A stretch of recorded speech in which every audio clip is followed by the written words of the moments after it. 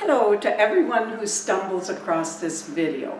I'm Donna Van Straten Remmert, should you want to see what Amazon has to say about my three memoirs, The Littlest Big Kid, The Jitterbug Girl, and Head Over Heels. They're about all of the phenomenal things that happen to me every single day of my extremely ordinary life. I had an 81st birthday party recently, and my friends said, why don't you make a video of bits and pieces from each one of your memoirs? And I thought, well, sure, why not, just for the fun of it. And then Patty Gassaway said, and also for posterity.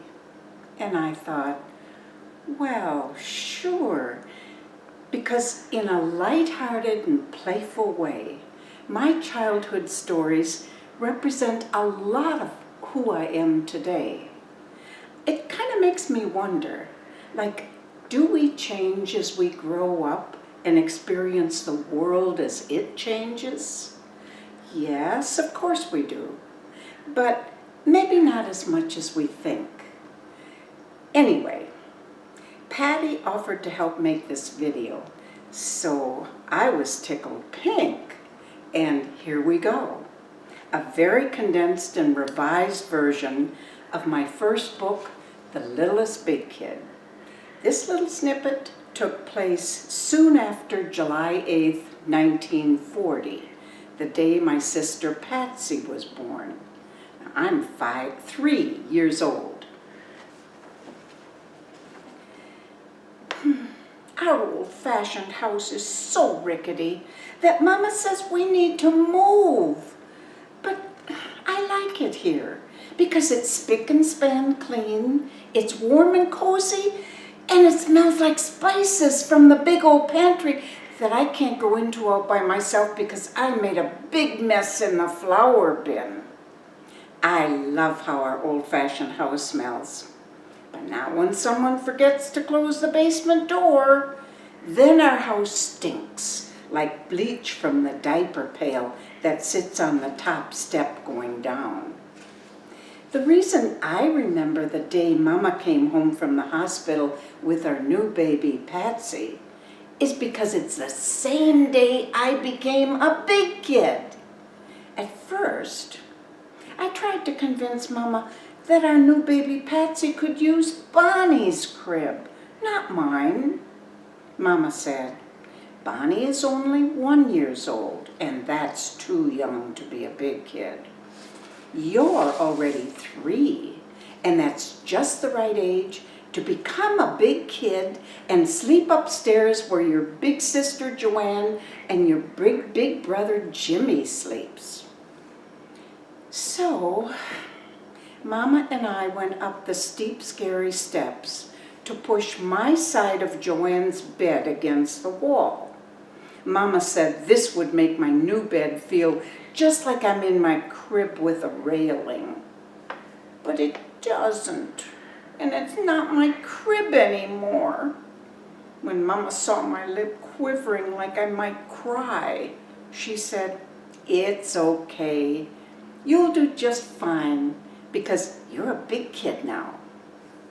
But I don't like being a big kid, I told Mama, because I for sure don't like going potty in the spider-webby, stinky, pooey outhouse that's dark with no light to turn on, and the seat is way up high, and it circles around a great big hole that I could fall into and never climb out, not in a million years. Well, let's see, Mama said. Since you're the littlest big kid, you can use the potty chair in the kitchen until we move into our brand new house with an indoor toilet that flushes. This is when I knew that being the littlest big kid was the best of all, because I could choose.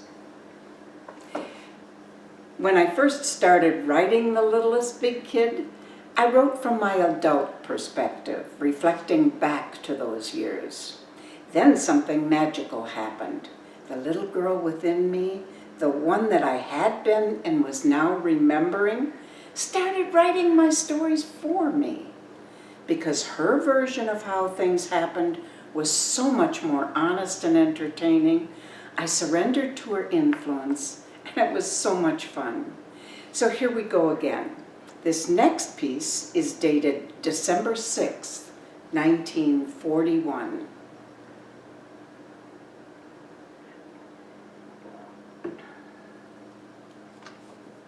I'm already 4 years old, and Jimmy is 8. And because we help Mama all day long and then listen carefully to Daddy's hundreds of warnings, he decided that we were old enough to spend the whole night in our brand new fangled house. Just Jimmy and me, alone by ourselves, all through the night, before the rest of the family and all of our stuff gets moved in tomorrow. So, after supper, and when it was already pitch dark, we loaded our sled with many things that we'll need. My dolly, Jimmy's walkie-talkie, a flashlight, a huge sack of popcorn, and our big old Grandma Schwister quilts. Then we pulled the sled across the street and up a ways to our brand newfangled house. First we spread the quilts in the living room where we'd sleep. Then we tore lickety-split through every room of the house, and we tested all of the latest and greatest gadgets that our old-fashioned house doesn't have. A toilet that flushes when you just push on the handle. A bathtub that drains when you pull up on the stopper. A stove that doesn't need wood, and a refrigerator that doesn't even need ice. Jimmy says they're electric. Our old-fashioned house is very newfangled. Whoops, our house is very newfangled. And Jimmy kept telling me how lucky we were and how I wasn't supposed to tell anyone about how we played with all of the gadgets that Daddy said we weren't supposed to touch. His biggest warning of all was, absolutely do not go into the basement furnace room. It's dangerous, so no matter what, do not go into the furnace room. But there we were, in the furnace room, when Jimmy said, Daddy didn't figure it'd get so cold tonight when he stoked the furnace. I'm going to have to shovel some more coal in. But he said not to, I said as Jimmy opened the furnace door. The fire was flaming hot, and Jimmy was being naughty when he started shoveling a whole lot of extra coal into the furnace. I was naughty too, because I held the door open, and then I picked up a few pieces of coal when they fell off Jimmy's shovel. I got to throw those into the flaming hot furnace all by myself, but my hands got a little dirty. And then, I saw smudges of coal on the perfectly clean walls of our brand new living room that's extra fancy for company. I told Jimmy, if Mama sees this, she'll get really cranky. He said, just don't say the dirt is from coal, promise? Jimmy knows how to keep the peace. So, after turning somersaults and doing cartwheels in the wide open spaces of our brand new house, we collapsed onto our quilts because it was way past our bedtime. We felt blessed as we laid there, blessed for being from our family and for God giving us our brand new fangled up-to-date house to live in. I finally fell asleep to Jimmy's story about how Daddy paid a lot of money to own this house, $6,000 and some dollars. I can't even imagine that much. Jimmy says he can, because Daddy wrote it out for him. And Daddy told him that from now on, we could live in our house free, without paying rent like at our old-fashioned house. A free, newfangled house is a really good thing, Because now Mama and Daddy won't have to fight about money in the middle of the night when we're all asleep. At least that's what they think. But then, the next day, a terrible, ugly thing happened. It was so terrible and so ugly that my uncles and aunts who came from Shiocton to help move us in didn't even tell jokes the way they usually do.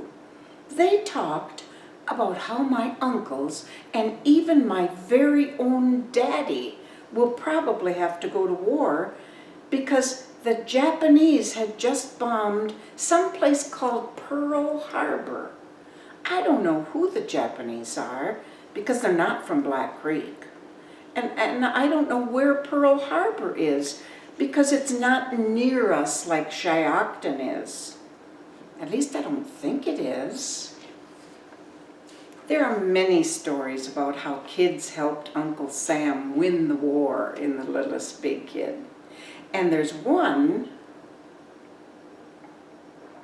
about how Daddy had to stay at Grandma Schwister's house so he could go to work every day while the rest of us were quarantined with scarlet fever for 6 whole weeks. And how our baby sister Marie was born in the midst of it. Can you even imagine a newborn baby and 5 sick children under the age of 9? 5 sick children under the age of 9. Our poor dear mother sure must have had her hands full. But then, after a few more years and many more adventures, times got better. And the littlest big kid turned 12. She's going into the 7th grade, and she wants to know the truth about a lot of questions. Okay, so the big event of this summer is that Mama is going to have another baby right before school starts, which is any day now. So lately, I've been wondering about a whole lot of things that no one wants to talk about. Like, how do babies happen anyway? Mama says it's all up to God.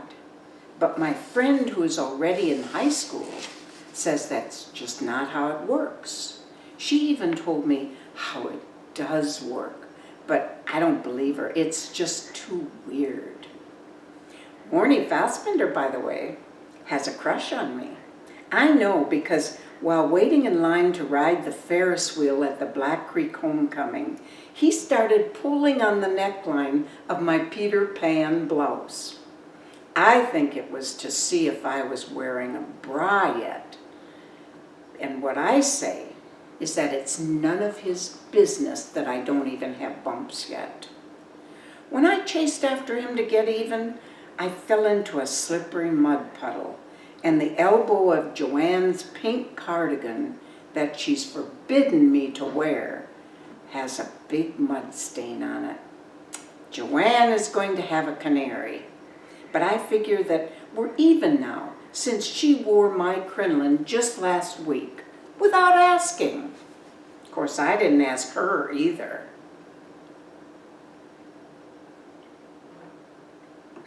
I hope The Littlest Big Kid has inspired you to write your stories. It's one of the best things I've ever done for myself. And by the way, our new baby was named Terry Joe. Finally, another boy. One at the top, one at the bottom, 7 in all, born between the years 1933 and 1949. I'm so extremely grateful for my ordinary yet phenomenal childhood. How lucky I was to be born to parents with a great capacity to love, and to have 6 siblings still living wholesome and happy lives like mine, thanks to the trillions of little lessons we learned while growing up. Stay tuned for my 2 other videos on YouTube, stories from the Jitterbug Girl about my teen years, and more stories about head over heels, about my college years, and when I found the man of my dreams. Thanks for listening.